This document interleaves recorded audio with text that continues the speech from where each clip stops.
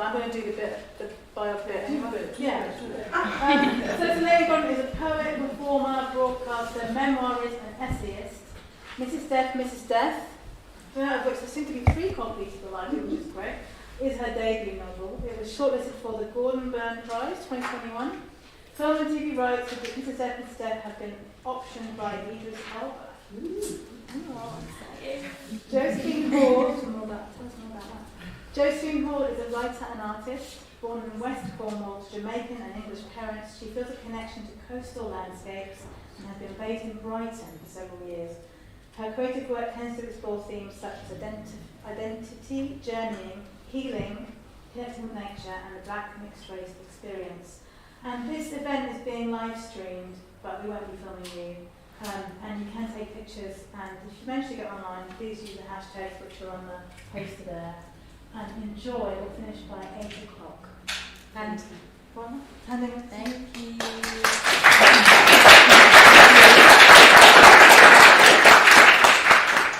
Hi everybody. We thought we'd start with some reading. So I'm going to start off with a poem, which is from a project I was involved with last March 2021, for Brighton Festival called Tenebrae Lessons Learnt in Darkness. And we were asked to explore the themes of loss and darkness, but also with that comes healing and light. And it was just not long after I'd read Mrs. Death the first time, so I was definitely probably inspired by, and obviously it's similar themes. So yeah, I'll start with this. A city stretches. I saw shame pouring, hidden in the shadows of rain, soaking into the skin of a mother.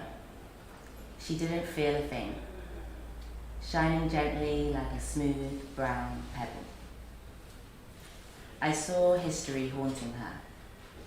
She walked slowly to the bus stop, carrying too much to be able to protect herself. The city moved through her.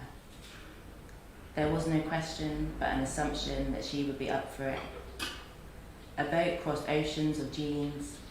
She landed on her knees and screamed, "Help, it's happening." An island of doctors marched her through the streets, carried her emptied womb above their heads. Everyone saw the pale child drenched in death. Violent choices, silenced voices. God said she'd lost her mind. In the city she'd left, other parts of her heart were still beating. In the footsteps of children quietly hiding from football fans and uniformed gangs. We watched the city chew them up. We let them be stopped. We let them be searched. They needed answers but didn't know the questions. We watched the city spit them out. I saw a conversation happen. The weighing of the world they dared to breathe. They imagined a chorus of countryside calling, an aching melody of space and breath. They packed up quickly and didn't look back. Their bones knew when to move. They left God far behind, finding belief in the rhythm of the sky. New histories were born. A granddaughter's frown deepens. Confusion takes root out in the fields. She feels the weight of things she can't understand. She covers her mouth with her hands. Why speak if she can't be heard? I saw her caught in leftover rain. It started falling through decades of clouds. No one saw her silently splashing, but we all felt the flames. Somehow burning at the bottom of the ocean, ancient ruins erupting. Hope drained out of every limb. A curve, unfolding of herself into absence. I saw a young woman escaping. Slipped out from one cage after another, she heard a voice calling her and followed the scent of healing. Feeling a push from somewhere within, she took off her costumes and set them on fire.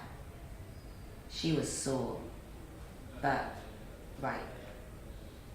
Something rose in the deep, dark curve of her spine. The city saw a shy surrender in the muted moans of a courageous exhale.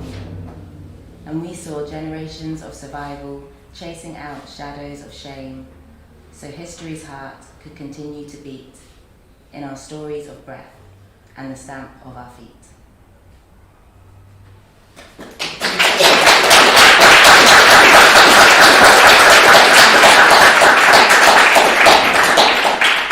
Hello everyone, how are you doing? Okay, so I'll just read something from the beginning. The first line in this book is mourn the dead and fight like hell for the living. Who's with me? Yeah. Thought so. Okay, so I started this book with a disclaimer. For many reasons. I think I was imagining people being cross with me because I don't know who's read this book, by the way. So no, not to give away too many spoilers. So I imagine people being cross with me because I didn't put enough like John Lennon in it or Elvis in it, or like which dead people do you want me to write about? Like can you imagine how big the book would be if you pleased everyone? So I put this disclaimer at the beginning, and it goes like this.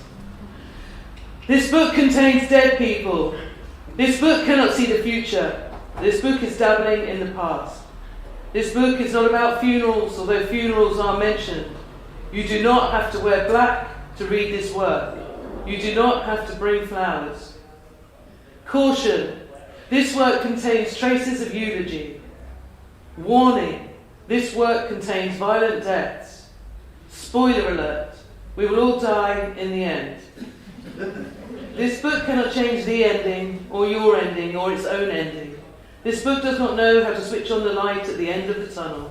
This book cannot contact the other side. This book cannot speak to the dead or for the dead.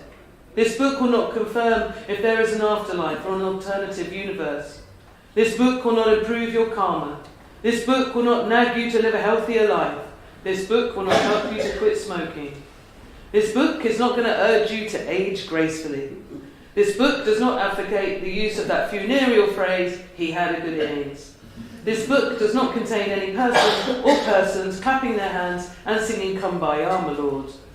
This book may be used for mild to moderate relief from grief, fear and pain. However, if symptoms persist, please buy a ticket to see a live reading of this work where you will find the others. Give yourself a round of applause. You found the others. Children do not exceed death. I'll stop there. Thank you. Thank you, Selena. Thank you, Josie. So the book came out in January 2021. Yes. Was that planned for it to come out then, or was that just Yeah, that was planned ages ago. Yeah. But it worked out being like quite good timing following the year that we'd had. Well, was it good timing? It was like smack bang in the middle of lockdown, and yeah. I mean, obviously, when I wrote this book, I couldn't write about a pandemic that I didn't see coming. I was writing about a pandemic that I felt was already here, a pandemic of apathy, a pandemic of violence against women, a pandemic of greed and corruption and all these other things that have been going on for a really long time. So it was extremely strange to publish it during lockdown, during this very scary time. But yeah, I just had to find some extra courage somehow. Yeah. And talking of time, you talk about time a lot in the book, and you say, like, for instance, music is a time machine at one point, and you talk about time missing death and jars of time. And I just wondered if you could talk a bit more about your exploration of time when you were writing about death. Time itself is a character, like in Mrs. Death, kind of a background character. But I wondered if you could tell me a bit more about your exploration of time. Oh, I've not really been asked much about time. I sort of see time as this really handsome but really annoying man, kind of capitalist and like just really. And in the book, time has had a love affair that's been going on since time began, with death, but also with life. And so time is kind of in the way of breaking up the two sisters. Life and death are not good friends because of time. Philosophical. But yeah, so this kind of idea of time being, romancing life. And so you have this sort of, their couple name is Lifetime. you know, and they're just like leaping around me, lifetime, and death is, it kind of takes a back step, and it's like, why would life think about the relationship of time and death when life is so happy being in a relationship with time? And this kind of idea of life and time being this sort of couple, and but death and time, of course, death and time love each other and have a relationship because of the finality and the whole stop and start and the circle of life, you know, the circle of life and death. Welcome to my brain. It's great to get an insight. Yeah. And movement as well, journeying and movement is something that comes up a lot in the book. Can you tell me a bit about that? I can tell you this, quite a lot of the book, when you said that, the first thing that came to mind is the rhythm. I wrote a lot of this book, I composed it on the lips, meaning I did a lot of walking and then recording myself being the character, and then went home and typed it up. So there's a real feeling of walking in the book, and there's whole passages where I'm like walking through London and sort of, you know, and then writing, and then going home and writing it. I mean, it must have been kind of creepy for anyone walking past me, walking around Bow and Whitechapel, going, I am death, and I am here. You know, so I did quite a lot of this sort of. So there's a real movement and rhythm in there. But the way I found the voice, the narrator, the big character of Mrs. Death was one Christmas. I was quite low, and I don't know about you, but sometimes I find Christmas quite a depressing time. You sort of skin, and there's this pressure, and it's like it's all dark. And I was walking through down Brick Lane, and I heard this voice, or I feel like I heard this voice go, I know a lot of dead people now. I know a lot of dead people now. And from there, that chapter, there's a whole chapter and it just came in one sort of wave. And I was just walking down through Brick Lane and down through Whitechapel, just recording it into my phone and typing it into my phone. And that's where that character came from. So the whole thing began as a sort of walking, thinking thing. And from there, Mrs. Death kind of grew, like, who knows the most dead people, or Mrs. Death. And then I started to imagine how she would talk and how she would feel. But I always wondered who that voice was, or who this new narrator was. And I think often I've kind of, like, she is in the book, she's, you know, Death is a woman, a black woman, the most easiest to walk past or ignore. She's the homeless person in the doorway, she's the woman cleaning in the cancer ward, she's the people in society that we're not listening to, which is why she's working so effectively, because she's the woman she's the ignored and the undervalued people in society. And I think there's also a magic to her. And I've always had a real love for my great grandmother in Jamaica. My mum's there. My mum always has a picture of her next to her bed, and she wears like a bandana and smoked constantly with a big clay pipe and loads of petticoats. And I just love this really grainy black and white photo. And she couldn't read or write, but she knew all the leaves, and she knew all healing things. She was like a midwife, or you know. And I always sort of feel like there's a little bit of her in the character of Mrs. Death. This sort of old magic. There's a medicine, sort of like a medicine woman. As much as she's death, she's, you know, how, anyway. Yeah. Do you think that was something to do with like the movement and being able to connect with maybe your ancestors and hearing that voice? And I think so. I think there's a lot of my ancestors and ancestry in the book. Yeah. At the very back of the book, there's a family tree, and so the story is Mrs. Death meets a young writer called Wolf, and so I lent some of my family tree to Wolf to make Wolf feel authentic. And I imagined, and I actually did that thing where you spit in a tube and get your DNA. And I have got crazy DNA. Like, whoa, okay, so there's a lot. We come from all that. We're a very, very rich bloodline of like. So I started putting some of those characters into Wolf's sort of, and imagining who these people were and what their deaths were, and making that Wolf's family tree. Yeah. But quite a lot of the some of the chapters were recurring dreams or nightmares that I kept having. I like to write really early in the morning. I like to watch the sunrise. I like to get up at 4 in the morning And I think that's probably why so much of my work has so much of this hope in it. Although it's a book about death, it's really about life and living life. But it's that thing when you've got a new day and a new page and watching the sunrise and writing and so there's a lot of that in there, and those sort of fresh dreams. When you wake up and your dreams are on the tip of your tongue, getting it down before yeah.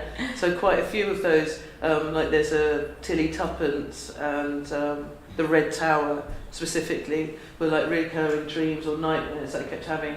And then I wondered if the Red Tower was like some sort of distant Moor, Spanish Moors sort of. And then when I got my DNA, I do have like this sort of lineage to the Moors in Spain and to that. So you kind of predicted it. Or just sort of woo, some sort of woo. I've heard of that before. It's a scientific phrase for that. I think something similar happened with Andrea Levy. Like she wrote about something, and then it turned out that it was more real than she knew in her family as well. I'm wondering if we could hear a little bit of when Wolf first hears Mrs. Death. Okay, let's have a little look. Where is it?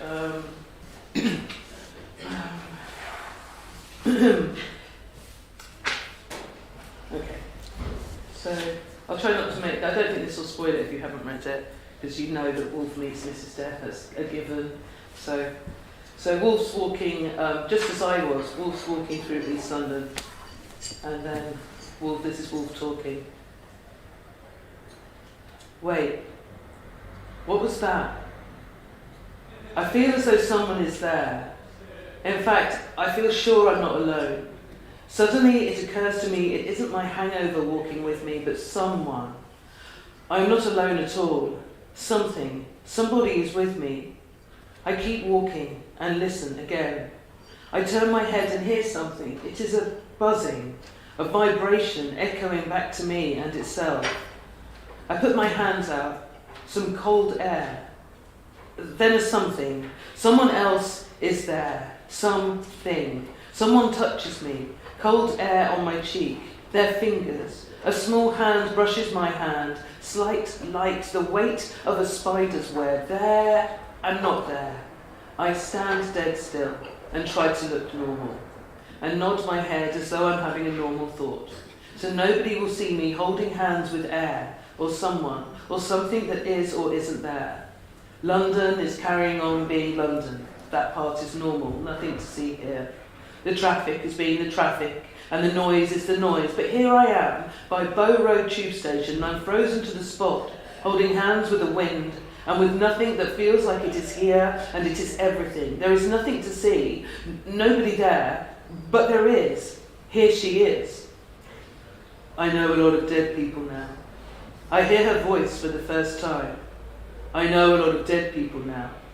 I hear her voice, distinctive, a woman's voice. I have stopped laughing. I hear her. It is a woman speaking, so sure and clear. My heart speeds up. Dum-dum, dum-dum, dum-dum. Thumping, banging in my chest. My ears are hot. I listen carefully, hoping to catch every word she says. Her voice is playing as though it is in invisible headphones. The tone, the song, the words. It is not me. It is all her. And then she starts again, like a melody, like a poem. From the beginning, over again she says, I know a lot of dead people now. And I know death is inevitable and necessary. Without death you wouldn't live. Without knowing you die, this would be endless. That is why you need death. It is Mrs. Death. She is here. She speaks to me. She narrates as I walk. It is here and now. It is Christmas Eve, and the world is looking up to the sky for Santa, and it is snowing gently. Except it isn't snowing, because this is real life and not a movie, and there is no Santa, and there is no snow. There is just this still and starry night, this magic, this life and death and me. Mrs. Death and me. We walk hand in hand down Bow Road, and as we walk, it is as if Mrs. Death is my tour guide. She changes the lens on the way I see this present moment, the here and now, this city, this universe. Dum, dum, dum. Yes,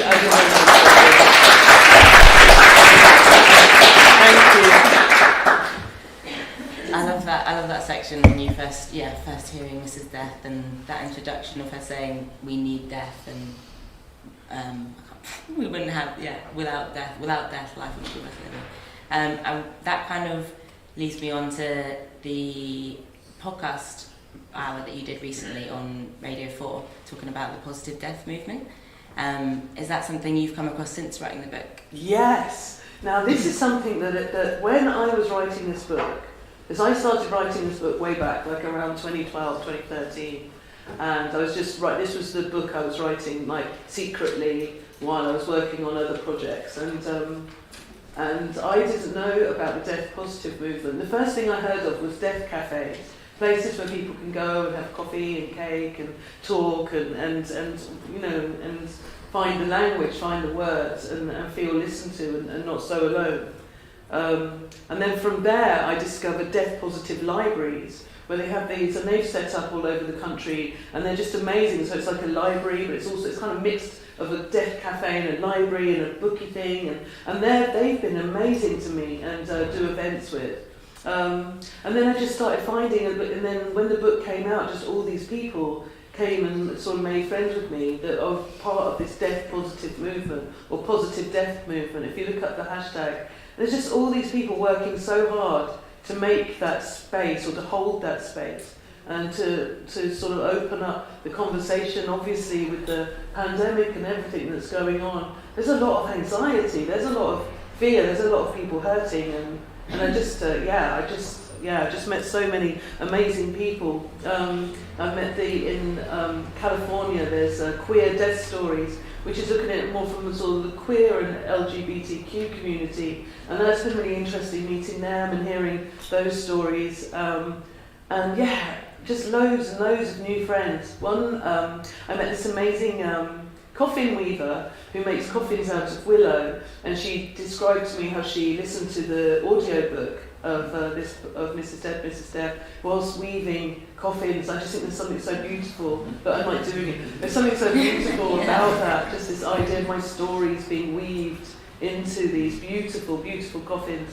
So I think I've always been a little fixated. I think deep down I am goth. I think I've always been quite sort of interested in death and in conversations about death and in that great fear and in that great pain. Because I think when we're talking about death, we are really actually talking about fear, and also, trying to talk about that and just live life to its fullest and love life, And it's a relief to be able to talk about it as well, isn't it? Because there's so much like shame and there used to be more. I think people are more open to it now with the last few years we've had. Mm-hmm. But there's so much shame and stigma around it, so it's a relief and really refreshing. Well, you have to be so careful because people, their grief is theirs. Yeah. And you can't go stamping all over it, telling them how your grief feels, because they might feel very differently. So it's like a pane of glass in a way, and you don't want to go walking the door back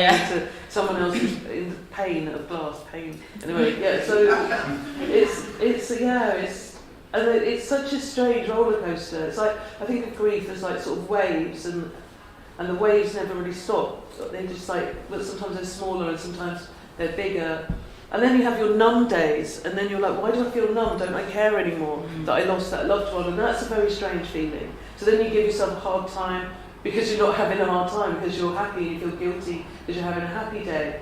But it's very interesting and to talk to people that are going through similar feelings.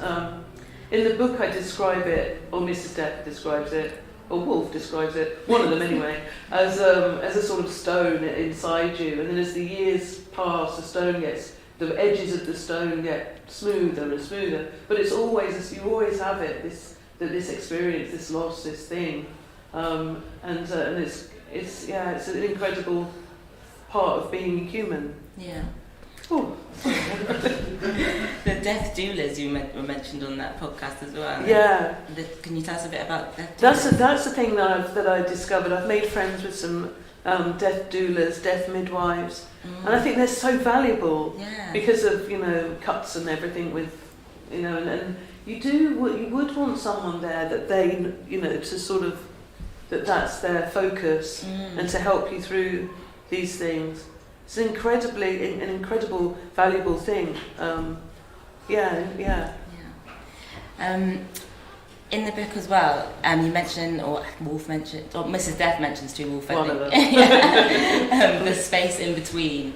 I think Mrs. Death says to Wolf, like, oh, you need to know about the space in between. And I'm wondering if this positive death movement and like the death cafes and things like that take you closer to that space, or like widen that space. Yeah, perhaps.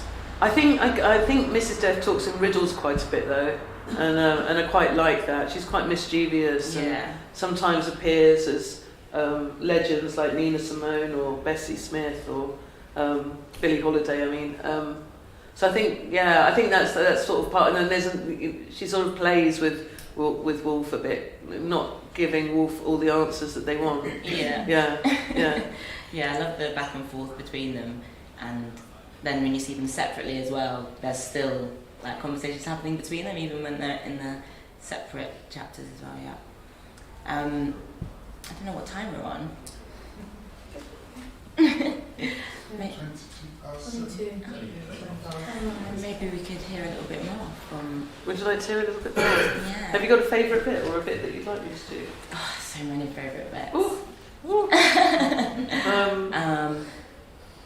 I don't know, because it might be too near the end. I've been reading, this is just a couple of paragraphs, this kind of idea. So there's this is Mrs. Death talking. So this is because isn't it International Women's Month? Yes. Yes. Okay. So all over the planet, women are portrayed as nurturers, life givers, life providers, nurse and mother and carer. Women are here to respond, nurture and feed us, but not to have the final say, not to pull the trigger, close the curtain and press the exit button. We're told that God is a man in the sky and that the devil is a man down below. The Christian church is ruled by a pope who is a human man and judge and jury. And our policemen and our laws are made and amplified by men. Time is also male. We've been told there is a father time. And then the time of our death and our mortality, the Grim Reaper, is also depicted by a male figure in a black hood with a sign. It is exhausting how much space men want and how much credit and control man wants to take for mankind. Male is the god and creator, male is in the centre of the story, male is the narrator, the source of the fire, male is the light, male is the night, and the dark and the war and destruction. Man holds all the cards. I have come here to walk the earth as human. I choose to be disguised in camouflage. I live in the faces of the most betrayed and ignored of all humans. I live in silence. I am the words trapped on the bitten tongue. I am more than a statistic. I am more than another hashtag. I live in the heart of the poor woman, the black woman, the elderly woman, the sick woman, the healer, the teacher, the priestess, the witch, the wife, the mother and the girl. I am death and I am quick. I am a rabbit and I can vanish. I can be anything I want to be. I choose the unheard and unspoken. I live in the silent scream, and I will be silent no more, and I have so much work to do.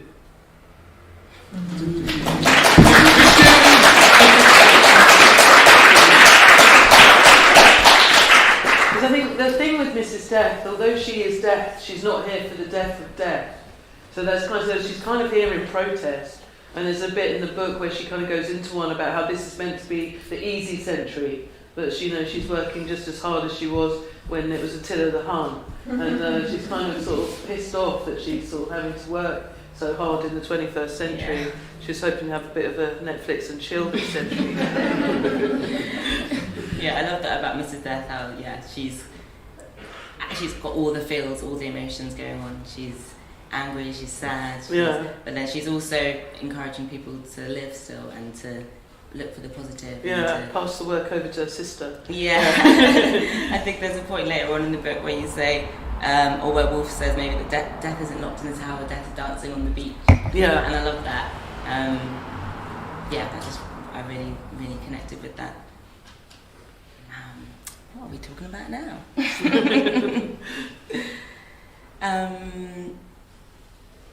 But that bit that you just said, death dancing on the beach, I was really honoured, just want to say this, I just remembered, that little bit was used in this amazing project for refugees in Dover, and they got an immigration centre that's out of use, and then filled it with all this artwork and all this stuff, and they put music to that, and then just had that on a loop. Death is dancing on the beaches, as in, you know, people being washed up. It's amazing, it's really powerful. I couldn't be there in person, and we were all in lockdown and everything, but it was sort of done as a kind of, sort of installation, art installation, with the music by Anna Phoebe, who's this incredible musician that I've been making music with in lockdown.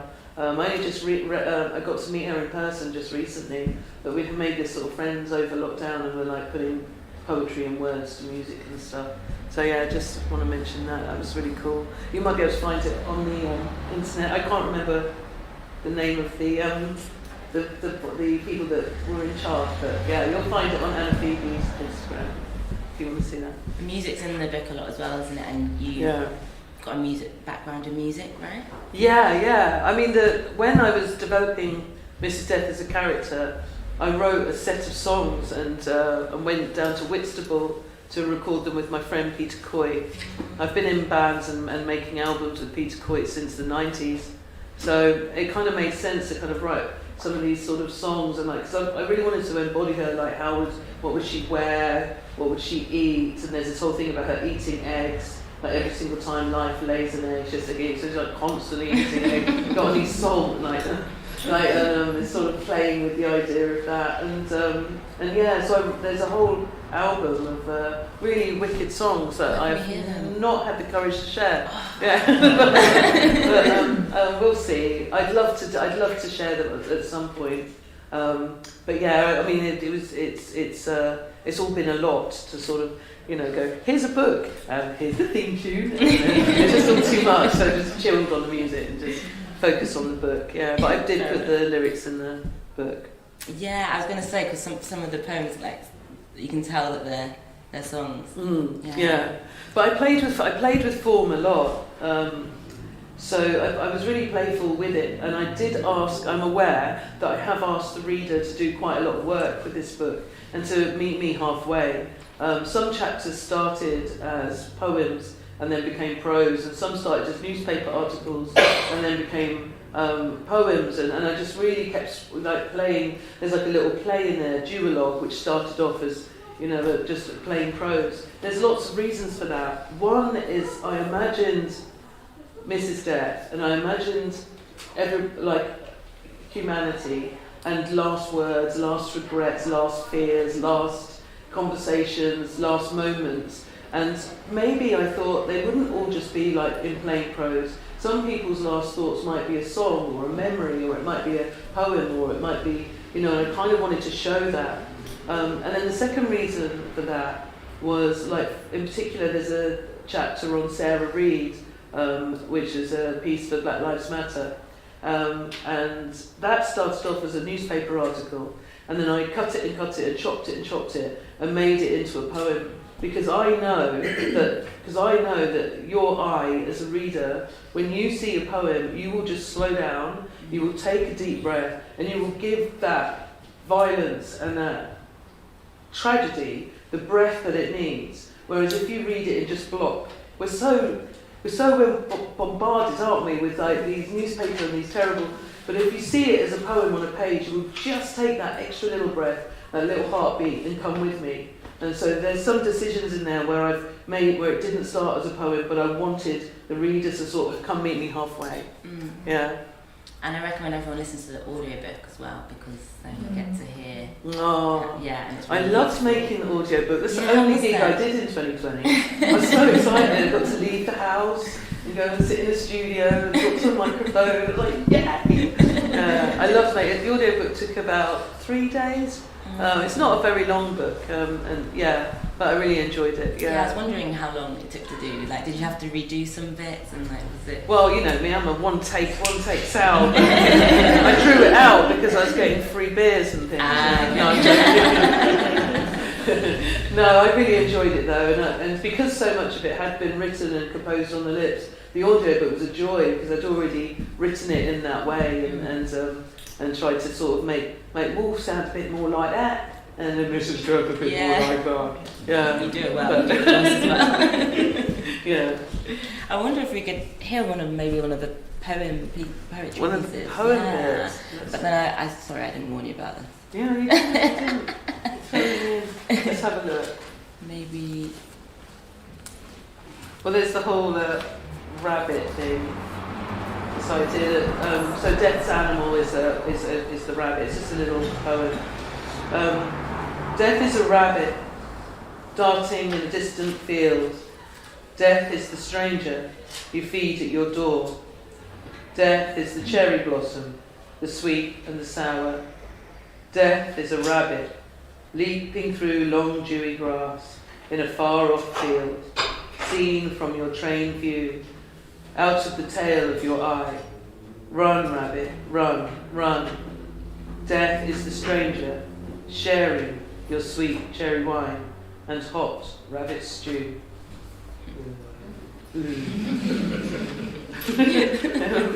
And then, what was I going to say? When you said that, it crossed my mind to do this one. Mrs. Death watches TV. Wolf at home in the small attic above the Forest Tavern pub, present day. Mrs. Death sits with me. We drink red wine and flick through TV channels.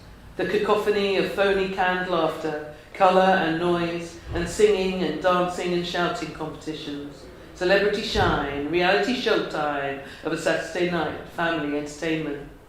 She pauses on a 60s crooner. He's singing the song everyone knows, and afterwards everyone claps. The young TV host coos and preens and calls him a national treasure. The raucous live studio audience all cheer and applaud, and online #national treasure is trending. The old crooner is orange and oily. He says thank you and blows a kiss and waves to the camera. He takes a bow, fake tan, fake charm, beaming his fake white teeth with a confident grin. For tonight, his sexism, his racism and elitism is all brushed over. His penchant for child pornography and his connections with members of parliament, lords and oligarchs and filthy tycoons are not mentioned. It's all neatly swept aside and disguised by his Christian God talk, his public charity work, his knighthood, his multi-millions in the bank. Nothing can touch him. Well, so he thinks, Mrs. Death chuckled and raises her glass to the screen. I'll see you soon enough. Mrs. Death downs her wine in one and takes a long draw on a cigar. She says, his name's on my list, and when he meets me, he ain't going to be pretty.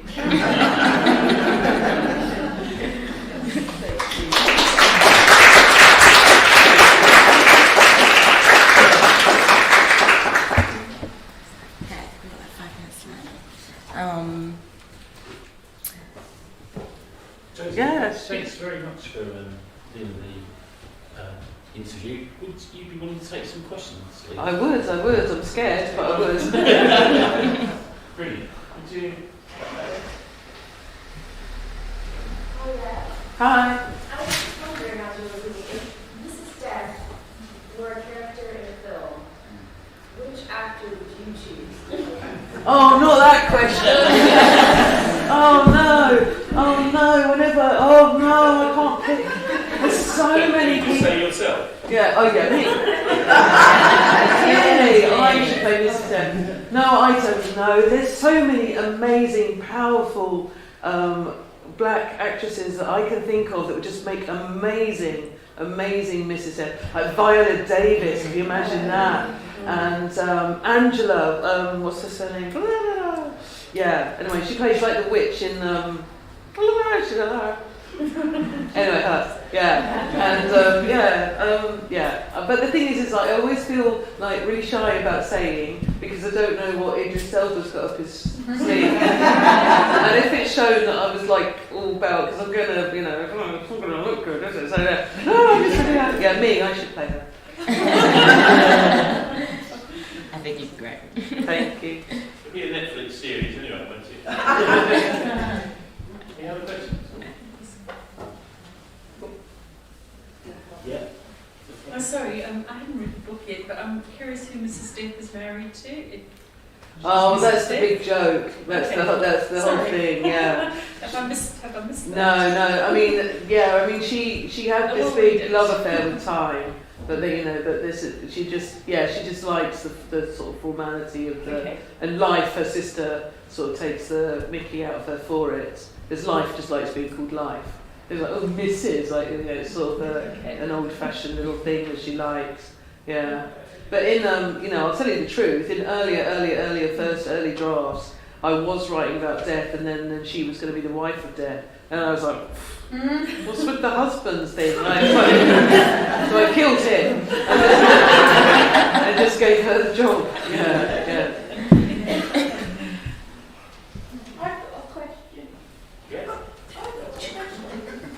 Why is your book called Mrs. Death, Mrs. Death? Good question, Jojo. It's called Mrs. Death, Mrs. Death because Woolf is really fascinated in the way that Mrs. Death sometimes misses death, and sometimes people live and have near-death experiences, and sometimes just miraculously people survive, and it's actually about survival and people that survive death, and Woolf is an example. Not to give too much away, of someone surviving from being so close to death. Alina, I think you had a question? Yeah. You were talking about your writing process and the walking, and I know, Josie, you also have something around walking. But if you could both talk about walking and writing and the kind of environments that inspire it, and maybe a weird, interesting thing that's happened that was unexpected when you were doing that. Because I think you've got some parallels with the way that you go out and write. I do often go out and write as well, yeah. Although I tend to march furiously for a bit and then sit down and write. But I do sometimes do the voice notes, but I feel like I rarely listen back to them. But yeah, I do. You probably should. That's probably where all your gold there. Yeah, all the gold is. Yeah. I didn't even bother to read my own notebook. Yeah, I prefer to march and then sit down and write. Yeah. I tend to walk in the nature, by the sea, in the woods, on the downs because I'm by Brighton. But I feel like you walk around towns and cities more. No, I mean I go. Yeah, I mean with this book, well, I was where I was. It's where I was living. Yeah. I actually live in East London, so that was just me walking, around in my neighbourhood and walking. And of course, in East London, there's all that. It's rich with so much sort of history from. Got the Elephant Man, you've got the Cray twins, you've got all this sort of stuff, and obviously, Jack the Ripper and all of that sort of stuff. So that was kind of that led to that. But I actually took myself to Ireland and went and stayed in this disused tower, sort of a prison. I sent myself to prison basically for a month, and that was kind of terrifying, but also beautiful. I don't know if you know Bill Drummond from KLF. And he's got a tower in a place called Cushendall in Northern Ireland. So I ended up writing to him, and he let me go and stay there for a whole month, and that was incredible. The first few days really creepy, and there's a dungeon, and it was all whoa. And then by the time I really got into it, and and really enjoyed writing there, and it's right by the sea. Yeah. I love being by the sea. I really miss not living by the sea actually, Yeah, so that was I think I'm really in love with place and geography and putting where you are into where you are.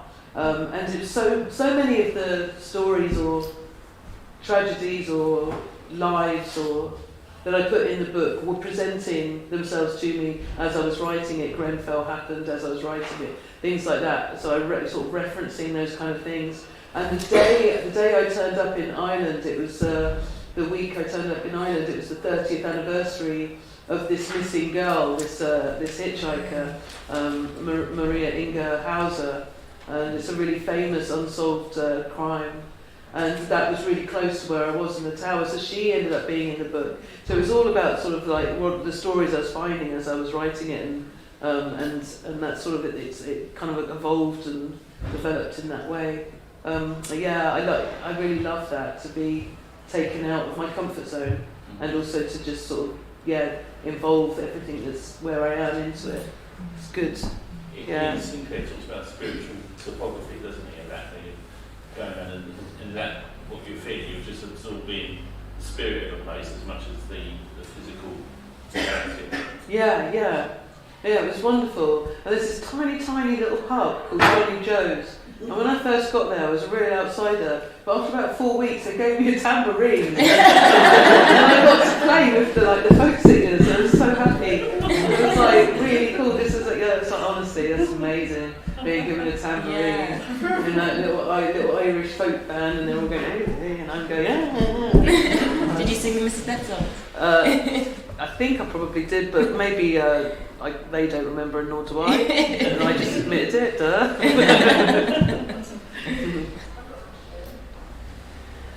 Hi, thanks for that. So just wanted you can answer about one or two. I'm curious about two things. So I haven't read the book, so sorry about that. I haven't read the book in a while, but I would like to. It's like a very big, important topic to me. I just wondered, I was curious about joy and difficulty. If there's any part that was particularly joyful to write or research, and how that was, and the challenge of how you come up with that. Oh, that's an interesting question. I think the joy was that I was just writing it for myself. I didn't have an agent, I didn't have a publisher, so this was nobody's business. It was this thing I was just making, and I think I wanted to sort of talk to death. I think I wanted to write this story, and also show. At the beginning of the book, Wolf's very much in the dark and in the shadows, and by the end, on the beaches, in the light, in the daylight, and this idea of survival and of healing. And I think also when I was writing it, there was this sort of healing perhaps going on inside me. Because, this book wasn't written nice and neatly from a nice, safe place of, I am healed, I want her. It was very much down in the dirty old ditch of feeling, loss. And, there seems to be this row of funerals. We lost some great family members, and also really great friends of mine. You have a patch where there's just loads of funerals, and it just felt to be like a little row of them. And then in the bigger world, we lost legends like Prince and David Bowie. It was all that bit around 2015, 2016. I remember. So I was like really in this place. There was the joy of getting it down, the joy of that. Did it feel like a release, or I guess so. Yeah, I guess so. But it wasn't easy. It wasn't, because it took me, I realised probably, if I was going to be really honest, I think the biggest fear was fear of rejection, or fear that it was, or fear of, so then, just the way life is, and it throws you these opportunities. Then I met this incredible woman called Crystal May Morgan, who has a black-only publisher called Own It, and she also has an agency. But she started being my agent, and it took me ages. Do you know what? The person that ended up being my editor, she came around my house for supper, and I gave her a book I had no intention of finishing, because I was scared to show her Mrs. Depp. And she was like, oh, this is fabulous, I want to see more. And I was like, oh no, what have I done? And I was like, that's not the book I'm really writing. That was like a sort of fake 5,000 words of a thing that I wasn't no intention of finishing. Because I was just really worried that, you do, don't you, when you've got a thing that's like your thing that it's quite a big moment of courage to go, all right, I'll let you see this little painting I've done, or this picture I'm trying to make. So, but Crystal's amazing, and her support and encouragement, there's joy, Thank you so much. I'm getting emotional. That sounds beautiful. Like an amazing experience, and well done for sharing it. And it's really inspirational actually to hear that you were able to make something of all these kind of feelings that death and Ruth bring. And Oh, thank you. That's all fun. Thank you. It's interesting talking about sharing a piece of work that you had there with somebody else and being nervous of their reaction. How was it for yourself, having written the book with all the feelings and sentiments and the influences you had, and realising that actually people would interpret it completely differently and relate to it in very different ways? Is that an odd sort of moment for you? Yeah, you can't, when you read a book, you learn something, right? And then when you write a book, you learn something about yourself.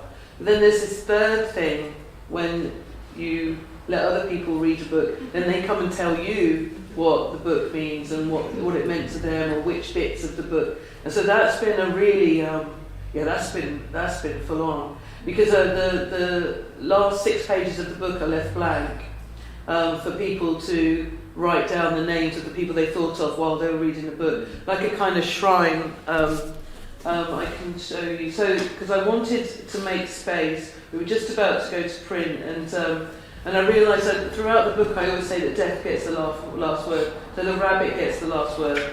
So the very last page is this. We end this book with a silent salute and leave 6 blank pages. We leave those pages blank as a silent memorial for all the names we do not know and cannot say, for all the invisible, the undervalued, the unmarked and the unresolved, for all that is becoming extinct. A blank page for the bleached coral reef, depleted rainforest, dead rivers, obsolete wildlife, the last elephant. We leave these pages blank for all we are losing and all we have lost to the coronavirus pandemic, so all the drowned souls in unmarked watery graves. These empty pages are a salute to all the murdered, the disappeared, the stolen and the erased, the fallen and the pushed. May their light be remembered here. In the beginning of this work, in a disclaimer, Wolfe Williford wrote, "This book does not mention every person that ever died. If you wish this book to have mentioned another death, we can only apologise now in advance for not knowing which death he wanted celebrated in this book." Well, together you and I can address this. Now I ask you to write the name that came to your mind as you read this story. Please add your loved one's name on one of these blank pages, maybe add a date, a memory or a prayer. In this one act of remembrance we will be united. From now on, every single person who reads this book will know their copy contains their own dead. As time passes, if this book is borrowed or passed along, the names will live on. This will be universal and timeless. This is our private ritual. And now this book contains not just the dead that Wolfe may know of and that Mrs. Death may mention, but the names each of you may want to remember today. And in the future, anyone who reads your copy of this book will read that handwritten name and speak it aloud. One day they may read your own name. One day they may read mine. In this, we are connected. We share these names of our loved ones in the whisper of the last page turning over the years to come.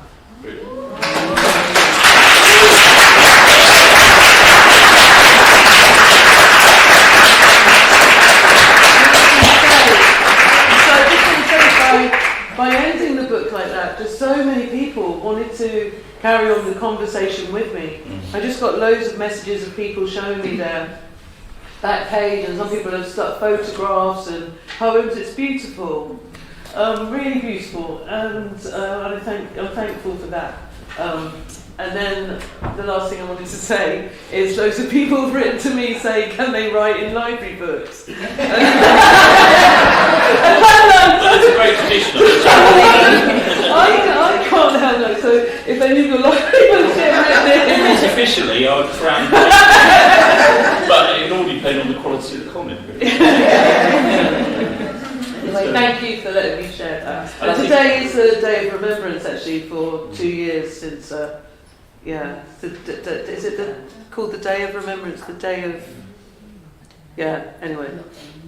But I think it's a great moment to, in this particular moment, because it's not the end of something, is it? And that's what Mrs. Deck is saying. It's what goes before and what comes next. Yeah. Really. So that's brilliant. So I'd just like to say thank you, Josephine, but most of all, thank you very much, Selena. Well, thank you.